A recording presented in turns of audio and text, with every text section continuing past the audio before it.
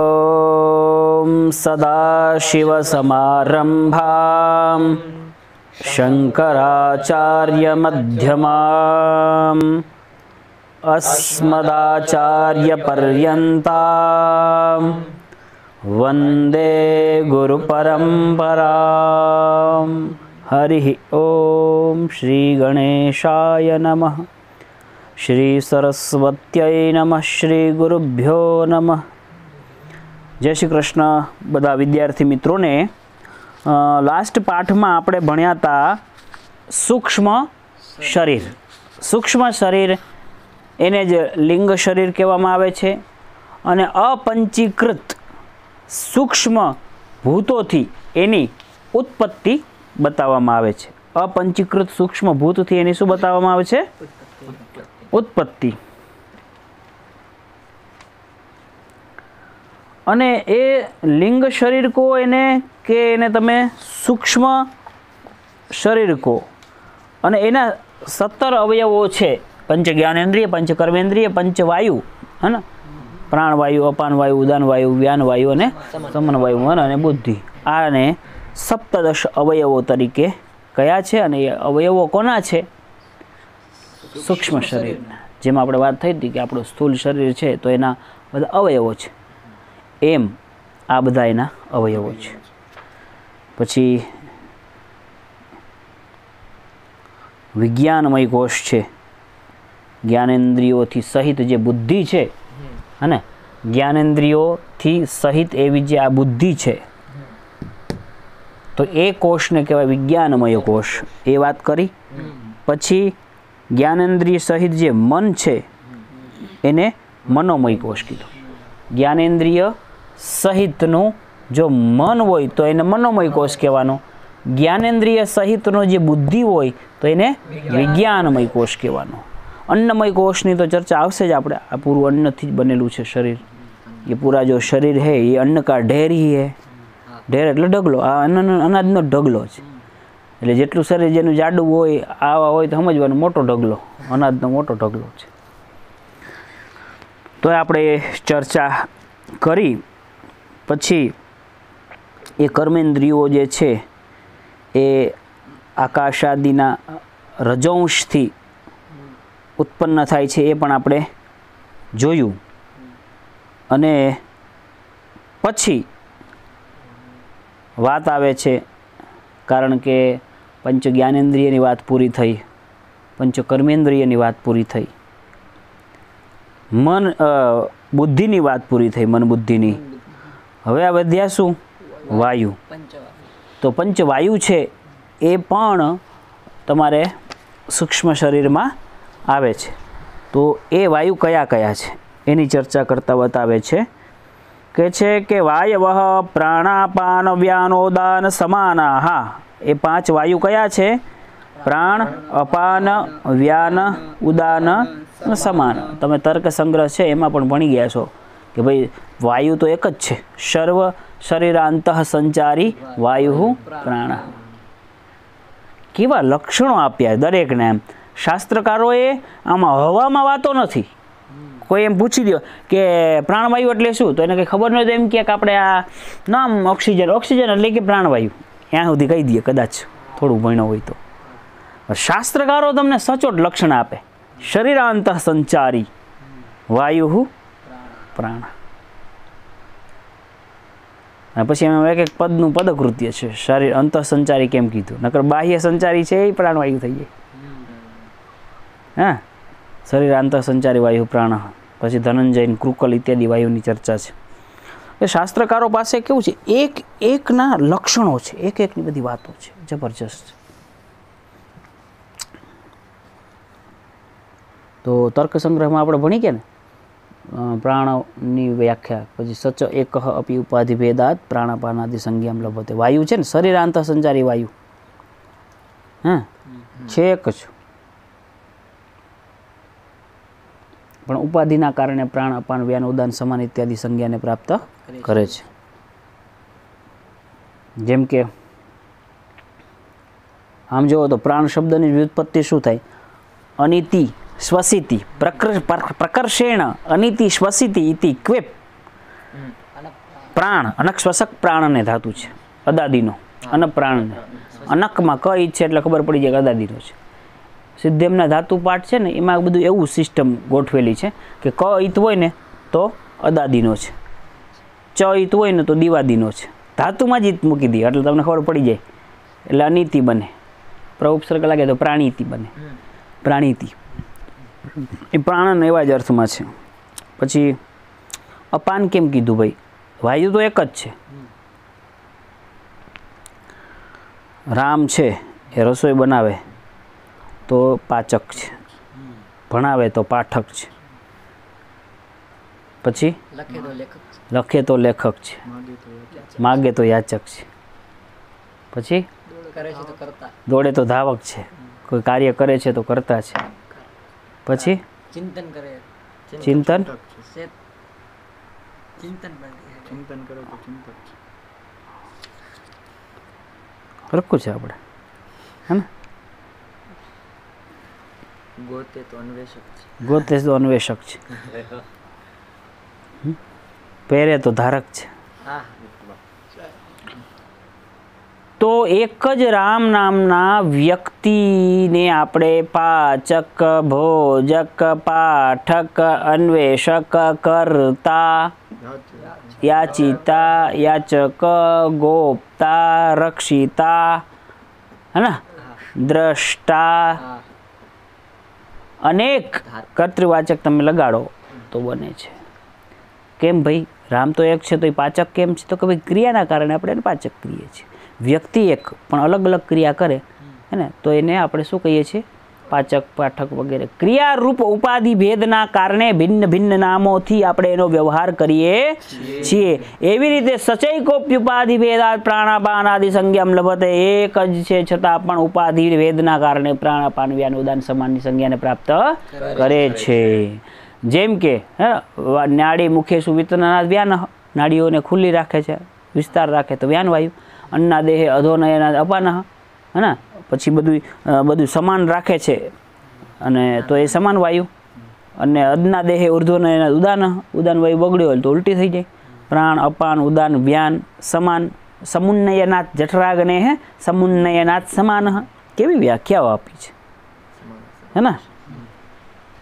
એ જ વાત કરશે આમાં. થોડાક બીજા વાયુની પણ ચર્ચા આવશે. તો આપણે જોઈ લઈએ કે પ્રાણોનામ પ્રાગમનવાન નાસાગ્ર સ્થાનવર્તી. પ્રાણવાયુની વ્યાખ્યા કરી છે. શું વ્યાખ્યા કરી છે પ્રાણવાયુની?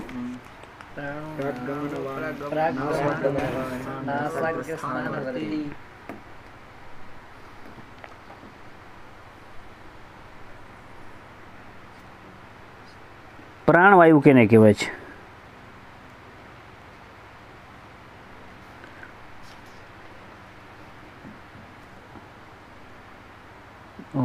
ખટખટ થાય છે, કાલે થયું હતું.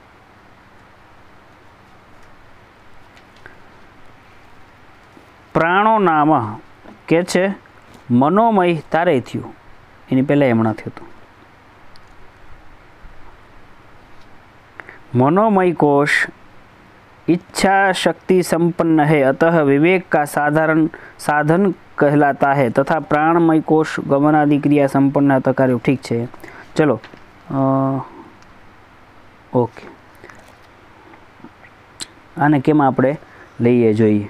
ચલો પાછું આવી. પ્રાણો નામ પ્રાગગમનવાન નાસાગ્ર સ્થાનવર્તી. પ્રાગગમનવાન, પ્રાગ એટલે પૂર્વ, પૂર્વમાં, ગમનવાળો, અને નાસાગ્ર સ્થાનવર્તી, નાસિકાના અગ્ર સ્થાનવર્તી એટલે નાસિકાના અગ્ર ભાગમાં રહેવાવાળો છે. એ તમારે શું છે? પ્રાણવાયુ છે. ઓકે, જો એક મિનિટ હો, તમને કંઈક આમાં જો જેવી રીતે આમાં વ્યાખ્યા બતાવી છે ને પ્રાગગમનવાન નાસાગ્ર સ્થાનવર્તી, એવી રીતે આપણે ન્યાયમાં શું બતાવી હતી? પ્રાણવાયુનું લક્ષણ શરીરાંત સંચારી વાયુ પ્રાણ.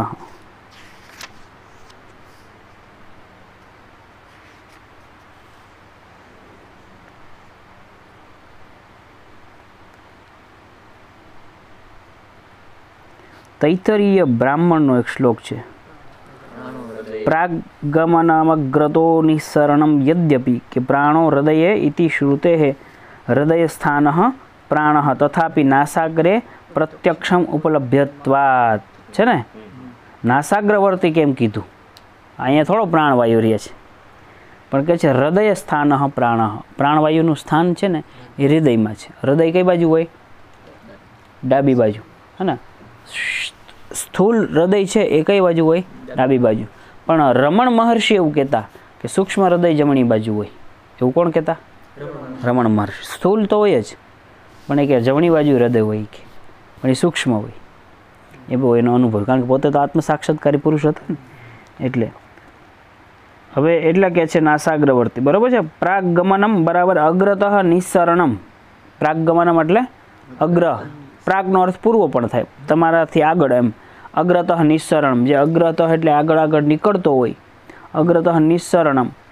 અને નાસાગ્રવર્તી એટલા માટે કીધું કે છે યદ્યપિ હૃદય સ્થાન પ્રાણ, હૃદયના સ્થાનમાં રહેવાવાળો છે, તો પણ વ્યવહારથી અહીંયા એમ કે છે નાસાગ્રે પ્રત્યક્ષમ ઉપલભ્યમાનત્વાત, પણ એ પ્રત્યક્ષ તરીકે ઉપલબ્ધ અહીંયા થાય. જ્યાં આપણે આમ કરીએ એટલે અહીંયા ઉપલબ્ધ એટલે જ્ઞાનનો વિષય બને છે. અહીંયા આપણે ખબર પડે એટલે પછી નાસાગ્રવર્તી એવું કહી દીધું, હે ને.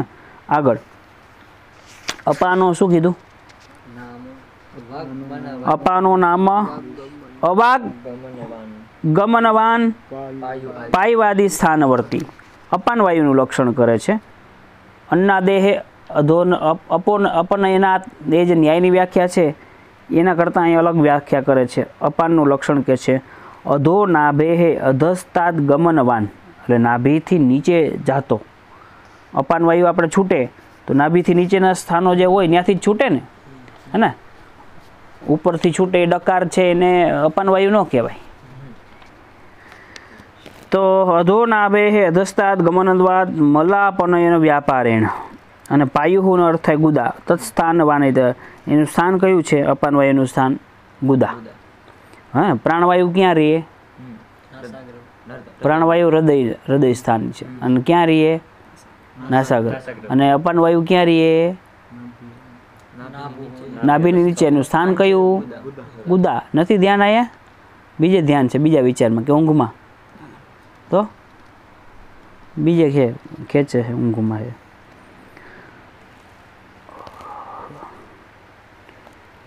આદિ શબ્દાદ ઉપસ્થ ગ્રહ. આદિ શબ્દથી ઉપસ્થ પણ લીધું છે. એટલે અપાન વાયુ છે ને એ એનું સ્થાન ગુદા પણ છે અને ઉપસ્થ પણ છે. તત્રાપી મૂત્ર રેતો વિસર્ગસ્ય અપાન કર્મત્વાત. મૂત્ર વિસર્જન થાય અથવા તો રેતઃ નીકળે વીર્ય, તો એ નીચેથી નીકળે ને, એટલે. કારણ કે અન્નાદેહે અધોનયનાદ અપાનઃ, જે તમને ન્યાયમાં કીધું અન્ન વગેરે નીચે લઈ જાય, તો આદિથી બધું આવી જાય ને, એટલે અપાન. અપાન વાયુ ના હોય તો મૂત્ર ના નીકળે, મળ ના નીકળે, વીર્ય ના નીકળે. અપાન વાયુ બગડી ગયું હોય તો એવું બને ને. તત્રાપી મૂત્ર રેતો વિસર્ગસ્ય અપાન કર્મત્વાત એવં ચ અધોગમનશીલ પાયવાદી સ્થાનની વાયુ અપાન અન્નાદેહે અધોનયનાદ અપાન, એટલે અધોગમનશીલ છે વાયુ, નીચે નીચે જાય. અપાન વાયુ બગડ્યું હોય તો ડકાર આવે, ઉલટી થાય, હે ને. અપાન વાયુ સવડો હોય તો પછી તમારે વાછૂટ આવે તો સારું રહે છે. એટલે અપાન વાયુનું અહીંયા આ લક્ષણ છે. એટલા માટે અધોગામી હોય જ અપાન વાયુ, યાદ રાખવાનું. પછી વ્યાનનું લક્ષણ કહે છે વ્યાનો નામ વિશ્વક પરિતઃ સર્વતઃ ગમનમ વિદ્યતે યસ્ય. વ્યાન વાયુ છે ને એનું વિશ્વક બરાબર ચારે બાજુ, આખા શરીરમાં ચારે બાજુ એનું ગમન છે. એટલા માટે પ્રાણ અપાન નિયમન કર્માણી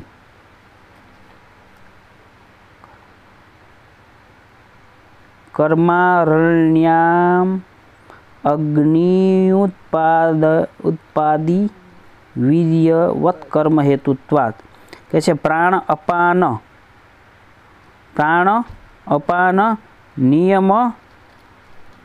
નિયમન કર્માણી કર્મારણ્યામ, એવું છે. શું છે? હા, એટલે કે છે પ્રાણ અપાનનું નિયમન કરવું. નિયમન રૂપી જે કર્મ રૂપી અરણ્ય છે એમાં અગ્નિમ ઉત્પાદનાદિ વીર્ય કર્મત્વ હેતુત્વાત. આ જે વાત કરે છે આપણે, કયો વાયુ છે? વ્યાન વાયુ કહે છે.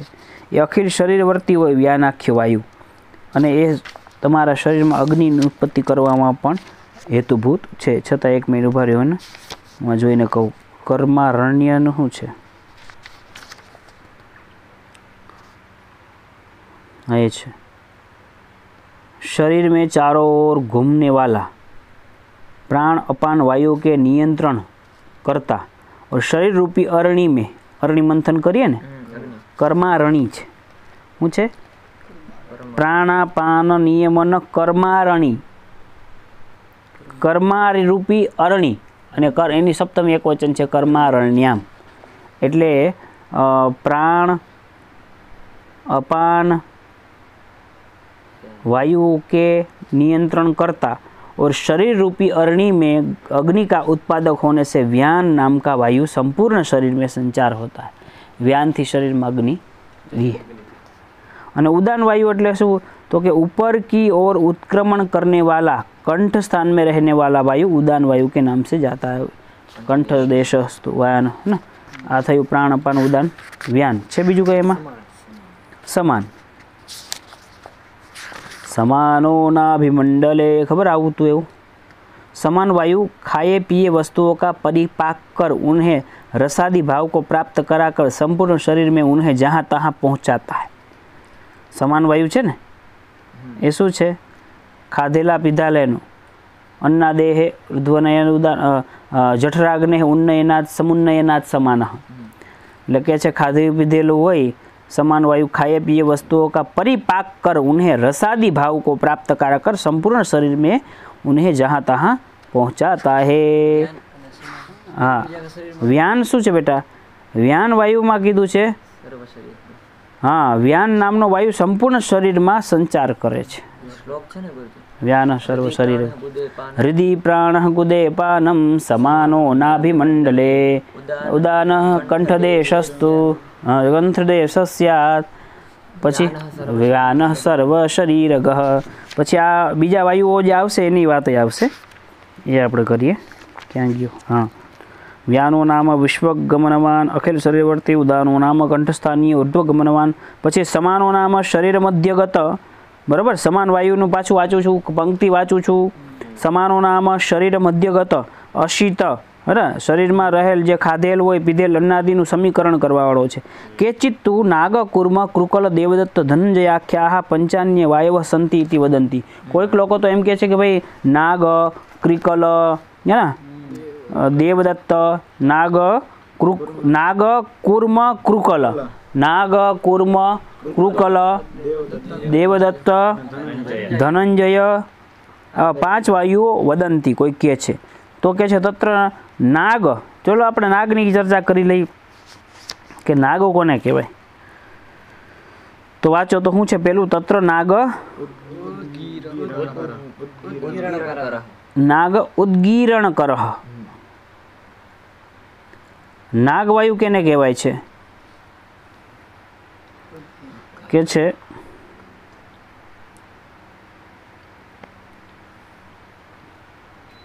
नाग वायु का काम उद्गीरण करना है। उद्गीरण का अर्थ छर्दी है। यह ऊर्ध्वमुख वायु है। हम ऊपर उद्गीरण कर उल्टी करा उद्गीरण का अर्थ छर्दी है। यह ऊर्ध्वमुख वायु है। उदान भी ऊर्ध्वमुख वायु है। એટલે આમાં શું કીધું એમ કહેવા માંગે છે કે પેલા 5 છે ને એમાં જ આ 5 નો અંતર્ભાવ કરી લઈએ છીએ। કારણ કે ઉદાન છે ઉદાન अन्नादेह ऊर्ध्वनयन उदान तो उदान वायु ऊपर आवे ने तो के छे नागनुं पण काम ई छे એટલે અમે उदान वायुमां ज नाग वायुनो अंतर्भाव करी लेशुं। एटले उदान भी ऊर्ध्वमुख वायु है। अतः उदान वायु से ही उद्गीरण कार्य के संपन्न होने से ना उदान वायु थी आ वायुनुं काम आली जाय छे। એટલે ઉદ્ગીરણ કરતા નાગ વાયુને ઉદાન વાયુમાં અંતર્ભાવ કરવાનો છે। ઉદાન વાયુ से नाग वायु पृथक नहीं है। ख्याल આવ્યો? પછી કયો આવ્યો? કુર્મ વાયુ છે તો કુર્મ વાયુ ઉન્મિલન ક્રિયાને કરાવે છે। નેત્રોન્મિલ્ય नेत्रे निमिल्य निमिल्य उन्मिल्य है ना उन्मिल्य એટલે ઉગાડવી નાખો। तो कूर्म वायु उन्मिलन क्रिया को करता है। उन्मिलन क्रिया एक प्रकार की अंग चेष्टा ही है और वह अंग चेष्टा व्यान वायु के कारण होती है। व्यान सर्व शरीरगः આખા શરીરમાં વ્યાન વાયુ છે. શરીરમાં વાયુના આંખ બંધ જ ન થાય, ખુલ્લી જ ના થાય. આ બધું વ્યાન વાયુના કારણે થાય. તો કુર્મ વાયુ એ ઉન્મિલન ક્રિયા કરાવનાર છે, એટલા માટે એનો વ્યાન વાયુમાં અંતર્ભાવ કરી દેશું. એટલે શું લખ્યું? કુર્મનું શું લક્ષણ છે? ઉન્મીલન કરહ વ્યાન કુર્મઃ. ઓકે, આગળ. हाँ, હવે છે कि समान वायु खाए पिए वस्तुओं का परिपाक कर उन्हें रसादी भाव को प्राप्त कराकर संपूर्ण शरीर में जहाँ तहाँ पहुँचाता है.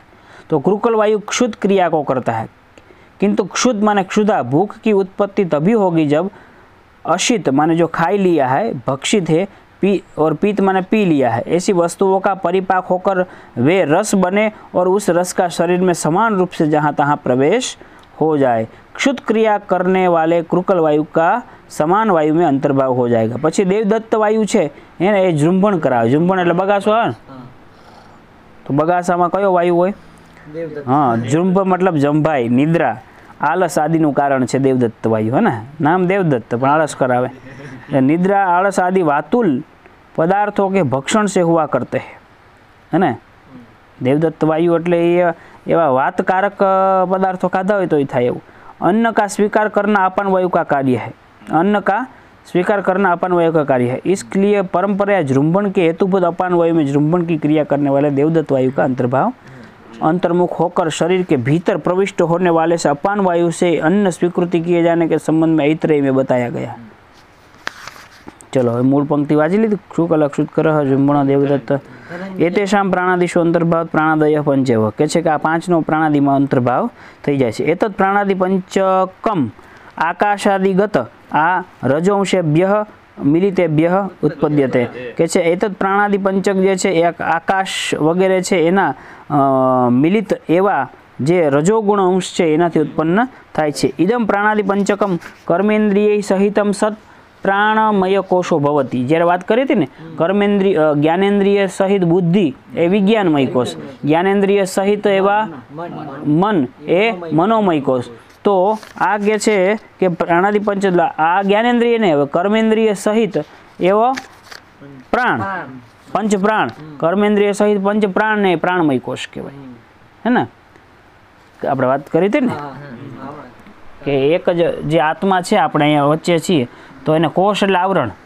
આ અન્નમય, અને અન્નમય કોષ, પછી મનોમય, પછી પ્રાણમય, અથવા અહીંયા પ્રાણમય કર્મ છે જ ઓલા ક્રમ મને બહુ યાદ નથી, પાછું જોઈ લેજો. અને આનંદમય કોષ. અને આ જ બ્રહ્માંડનું ચિત્ર આવું જ હોય, આમ આકાશમાં જોવો તો હોય ને એવું જ કંઈક હોય. એ આપણા પિંડેશો બ્રહ્માંડે. હે, પિંડેશો, હા, આ પિંડમાં છે એ બ્રહ્માંડમાં છે, અને આખા બ્રહ્માંડમાં છે એ પિંડમાં છે. એટલે પિંડને જાણી લીધો સમાધિ દ્વારા, જે અંદર ઉતરી ગયો અને અંદર જાણી લીધું. એ બધા બેઠા બેઠા ઋષિમુનિઓ આત્મજ્ઞાની થઈ ગયા. તો કારણ શું? કે પોતાને જાણી લ્યો બધું જાણે. એકમ જાણે સો સર્વમ જાણે, એક જાણે સો સબ જાણે. અને જેને જ્ઞાત એને સર્વમ વિજ્ઞાતમ ભવતી. ઉપનિષદની વાત છે ને કે જ્યાં જાણ્યા પછી બધું જાણાય ઓલું થાય. એ એકને જાણવાનો પ્રયાસ કરવાનો કે જેને જાણવાથી બધું જણાઈ જાય. હા, સબ સાદે સબુદાય રહી મને મૂલહી સીચે ફાલહી ફૂલહી સમાય છે ને. એટલે છે આ પ્રાણમય કોષ. ખ્યાલ આવ્યો ને? જ્ઞાનેન્દ્રિયો સહિત મન હોય ને એને મનોમય કોષ કહેવાય. જ્ઞાનેન્દ્રિયો સહિત બુદ્ધિ હોય એટલે વિજ્ઞાનમય કોષ કહેવાય. કર્મેન્દ્રિય સહિત પ્રાણવાયુ હોય, પાંચ વાયુ કર્મેન્દ્રિય સહિત, તો એ પ્રાણમય કોષ છે. અને અન્નમય કોષની વાત આપણે વિજ્ઞાનમયની કોષ હવે આવશે. એતેષુ કોશેષુ મધ્ય વિજ્ઞાનમયો, એટલે વિજ્ઞાનમય કોષ એટલે બુદ્ધિવાળો, જ્ઞાનેન્દ્રિય સહિત એવી બુદ્ધિનો છે એ કોષ કહેવાય વિજ્ઞાનમય. કે વિજ્ઞાનમયો જ્ઞાન શક્તિમાન કર્તૃરૂપ, એ જ્ઞાન શક્તિવાળો છે અને કર્તા રૂપવાળો છે. મનોમય છે ઈચ્છા શક્તિવાળો અને કરણરૂપ છે. પ્રાણમય છે ને એ ક્રિયા શક્તિવાળો કાર્યરૂપ છે. યોગ્યત્વાદ એવ એતેષામ વિભાગ ઇતિ વર્ણયંતી, એ યોગ્ય હોવાથી જ આ બધાનો વિભાગ છે પણ વર્ણન કરે છે. એતદ કોષત્રય મિલિતમ સૂક્ષ્મ શરીરમ ઇતિ ઉચ્યતે. લ્યો, સૂક્ષ્મ શરીર તો કહેવાય, પણ આ સૂક્ષ્મ શરીર આ કોષત્રય મિલિતમ, આ ત્રણ કોષ. કયા ત્રણ કોષ કીધા? વિજ્ઞાનમય, પછી મનોમય અને પ્રાણમય. આ ત્રણ કોષ. આ એતદ ત્રય કોષ એમ જ છે ને. ક્યાં ગયું ઉભા રહ્યું एतत्कोशत्रयमिलितं सूक्ष्मशरीरं विद्युत्सरे चिच्यते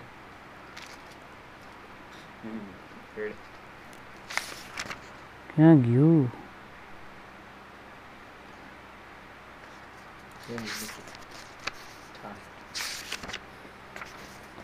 योग्यत्वाद मनुष्य की प्रवृत्ति निश्चय से होती है, निश्चय विषय के ज्ञान से होता है, वस्तु का ज्ञान बुद्धि से होता है। इस कारण विज्ञानमय कोश को ज्ञान शक्ति से संपन्न एवं कर्ता कहा गया है।